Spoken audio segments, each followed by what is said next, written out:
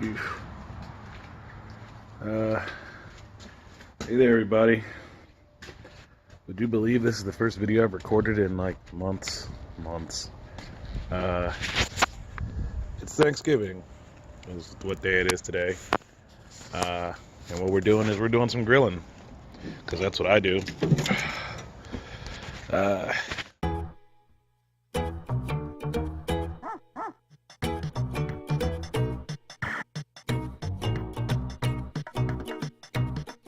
I make a bacon wrapped turkey for Thanksgiving on the grill.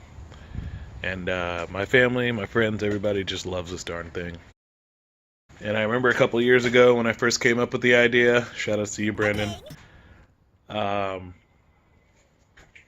came together really nicely. Today's bird is going to my family, Logan, my dad, my folks. And I'm going to bring you guys along for the journey. I'm going to try and keep myself in frame too, so I don't miss too much of the show. Really only key to successful fire starting is to buy some fire starters. A lot of people want to mess around with lighter fluid, want to mess around with like fancy coals and things like that. Honestly, as somebody who grills non-stop, because I will happily grill any day of the week, including the crazy one where it's snowing like today, just spend the money, man. Just spend the money on some fire starters. Give me free stuff. Irregardless, the point is we're building a fire. And, you know, we're going to build a big one because we're going all day here, 4 hours at least, maybe more, depending on how the temperature goes. You know, if I stay on top of my fire, this takes about 4 hours. You know, if the weather cooperates, but if it takes a turn, if there's a grill problem, if I have a cooking problem, this process can take up to 6 hours, maybe a little longer. So budget your time wisely, if nothing else. Don't expect to be able to do this easy or quick, and don't expect to be able to do a ton of other stuff while you're doing this, at least not in the beginning and not in the end. Because this process will betray you, man. A lot of things can go wrong. Alright, well, hopefully you guys can watch. We got a fire. Right? Vents open, fire's happening. So this is just the beginning, really just the beginning. We're gonna get this fire rolling, and again, you know, the cubes light up, they heat the coals. When the coals are white, they're ready to rock and roll. But we have some other prep work to do. I just like fire, so, you know, let's watch this cold fire happen, and then go on inside and do some turkey prep.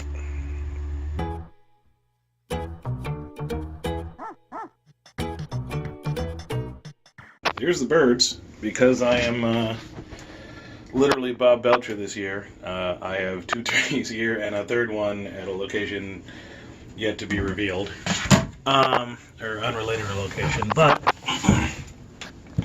because I have 2 cats that will leave no meat alone, and a ton of storage around my house, I had to buy these bins, put my turkeys in so that I could work on them.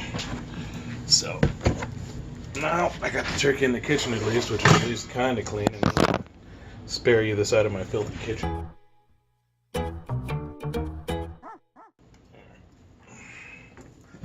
So my turkey's still in the bag because I don't brine. You don't have to brine when you do this. I know when you oven it, basting, all that stuff, you got to do brining and such, but when you're grilling it, your charcoal, your rub, and most importantly the bacon is going to add so much flavor, it's like, who cares? She's a little frozen, but it's really just fantastic that she got thawed enough that I can pull all these pieces out, thawed enough that I can get right to rubbing and cleaning. When they're frozen, you can still do it frozen. Do not, you know, if your bird's still frozen when you get to this point, do not be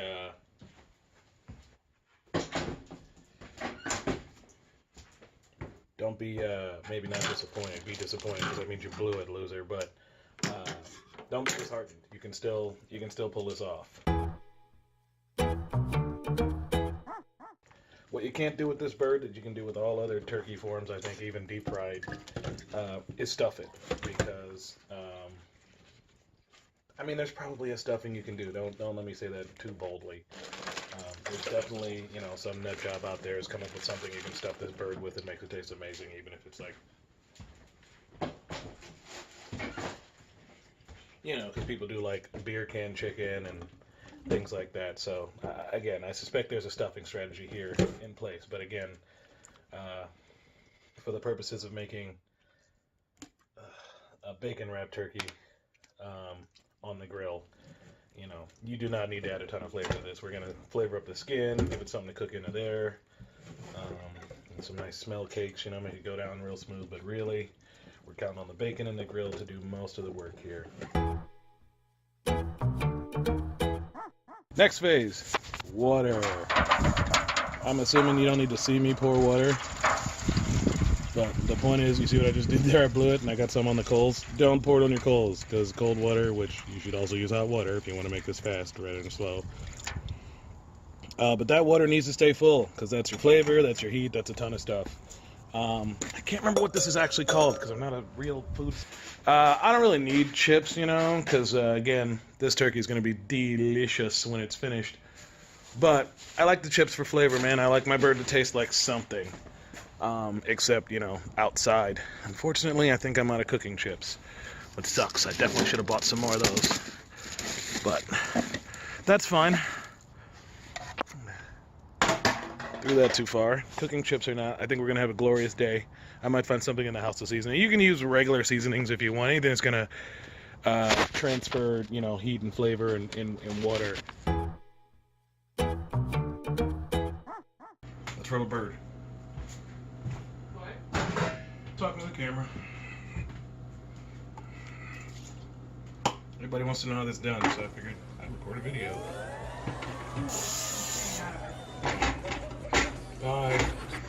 Olive oil is not a bad start. You can use whatever oil you like, though. We're just rubbing this bad boy so that it gets some color and holds all the crap we're going to run into it, rub into it. I'm using spray because I'm cheap and it's all I have, but you are free to buy something good from your preferred eatery or store.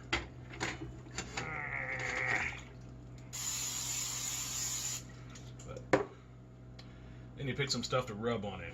I'm a big fan of poultry seasoning and pepper and garlic, so we're gonna go there. But really, you don't have to, because it's gonna taste like bacon. Anyway. Oh no, honey, watch out. I know. I have to get some coffee. Yikes, the internet's gonna see you. I know. Well, they're not. No one watches my videos, but, you know, someone you know might see you. This might go viral. It's a bacon wrapped turkey. Oh, honey, you're so delusional. Apparently I'm out of it, because I lost it that fast. So now we're using Italian seasoning, because I'm from Italy. It's going to be an Italian bird. No one who's eating it's going to know that, because this video won't be done until long after this process, but for you guys in the future / past, I guess, I don't know. It's like spoilers. Italian bird!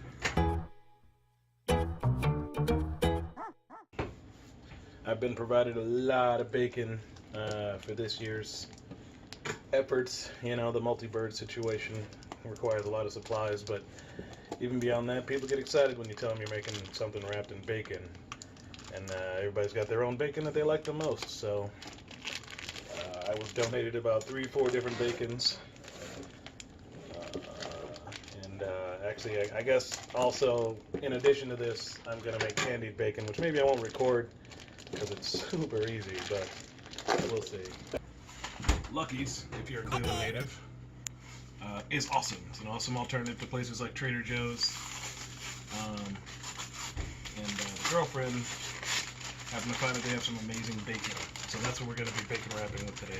Lucky's bacon. It looks like this. Super thick slices, red with something. Trust me, it's going to be fantastic. Here's the bird. Fun fact about the bacon.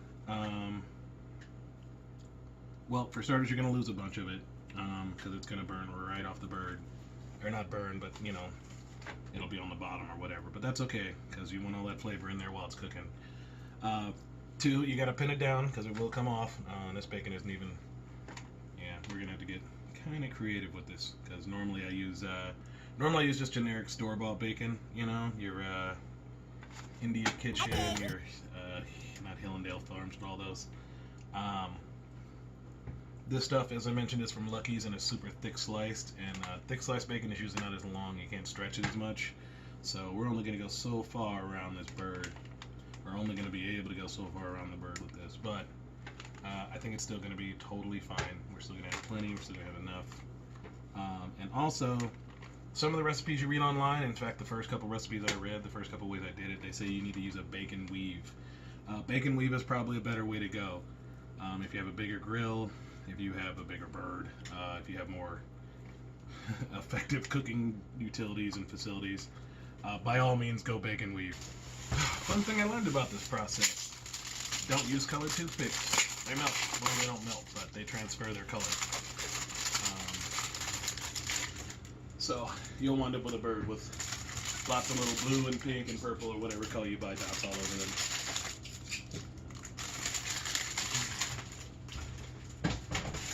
Also, don't buy super cheap toothpicks.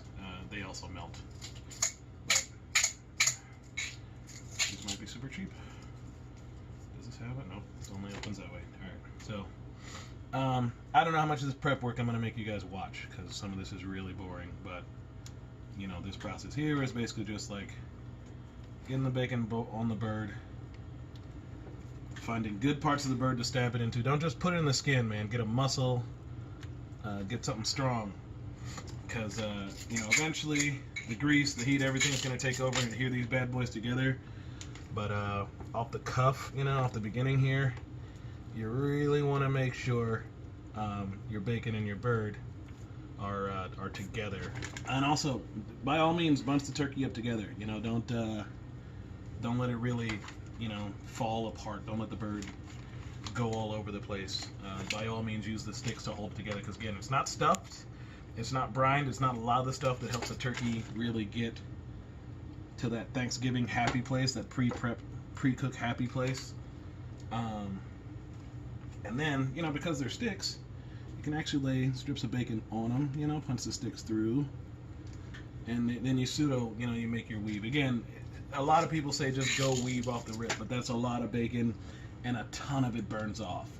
You really don't get that magical bacon weave like look. I mean, maybe you do. Like I couldn't pull it off. I guess I'll put it to you that way. I couldn't do it. So if you can do it, more power to you. But let me tell you, my method works just fine. Tons of bacon on the bird, tons of flavor, and use good bacon. You know, I mentioned using Indiana Kitchen and some of the ones from the store, but definitely use whichever one you and your family like. You and your, you know, food hungry like. Baconing the bottom of the bird, there's one, has not really benefited me. Baconing the bottom of the bird hasn't benefited. It's an easy way to remember it. It's like fate. It's great. It's an easy way for you to remember it. It's kind of hard to tell, but that's what she looks like, man. Covered in, again, Lucky's bacon, which, you know, I'm no shill, but I have not been disappointed with this bacon. It's on the west side of Cleveland near 117th Street. I'm sure they would appreciate your business, because it's a grocery store. They got a great deli counter. I love going there for lunch. Anyway, bacon.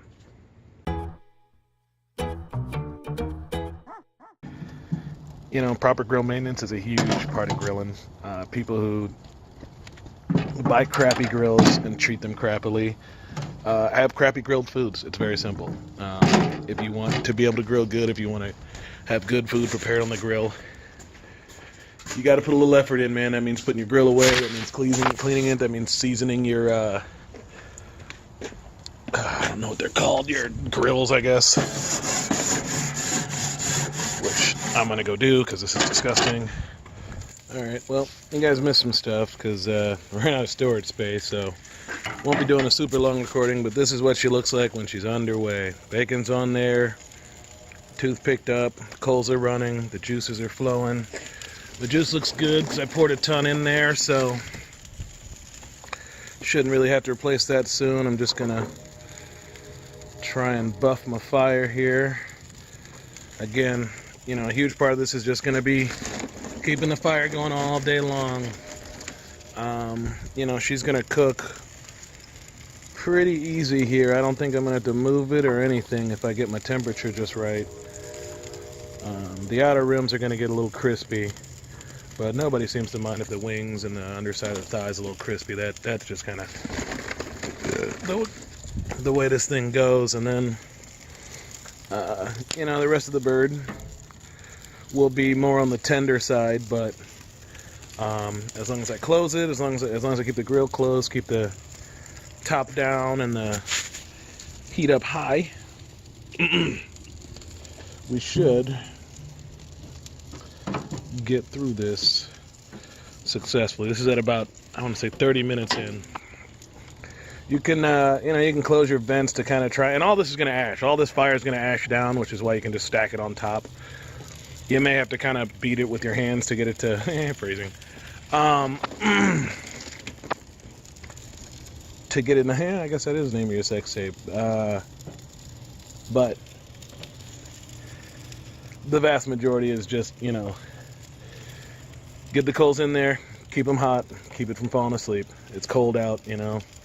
Mother Nature does not give any F's about the fact that I'm trying to burn a turkey here. Another fun trick when you're doing the indirect, you know, steam / water heat method,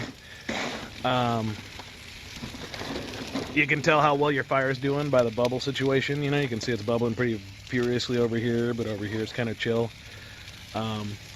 I did move the tray a little bit. I moved the coals a little bit because that, you know, that's what causes that, is it being a little far away. You can see there's a little gap between the coals and the actual pan there, and that can really be the difference in your heat there. So definitely, you know, make sure your stuff stays hot, because again, you don't want the charcoals to do the work. If the charcoals do the work, you know, that burn there, that's from the charcoals really giving the bird the business, and you want to minimize that, because, you know, the bird is going to take hours to cook, and charcoals cook things in like a minute. So you know, you want to keep your liquid hot, but also keep your coals away. I typically use a cast iron pot for this, because the pot itself then generates a lot of heat, stores a lot of heat, and I think it adds a little bit of flavor too, personally. You know, it's just my feelings on the matter. I'm gonna have to buy a new grill. But you know, you can certainly do it with whatever. There's definitely a way to do this and smoke it too, but I'm not a smoking expert. Okay, moment of truth. Full truth be told, I already know it looks great because I already looked in there once, but this is the big reveal for you guys. So, look at that little slice of heaven.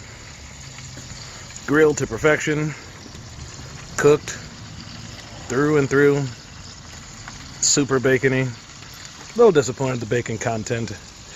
I think I could have done a better job of baconing around the legs, but now that I have this video, I may watch and critique myself and learn some things. But we're nice and clear inside, so she's done, no more pink. And even if she isn't, we're gonna go somewhere and she might spend some time in an oven once I cut her up. So this is me, I guess, signing off from Bacon Wrapped Turkey Land. I never had good openers or enders, so I guess just take a look at my sweet turkey. Bye, Felicia. Sailors in your mind.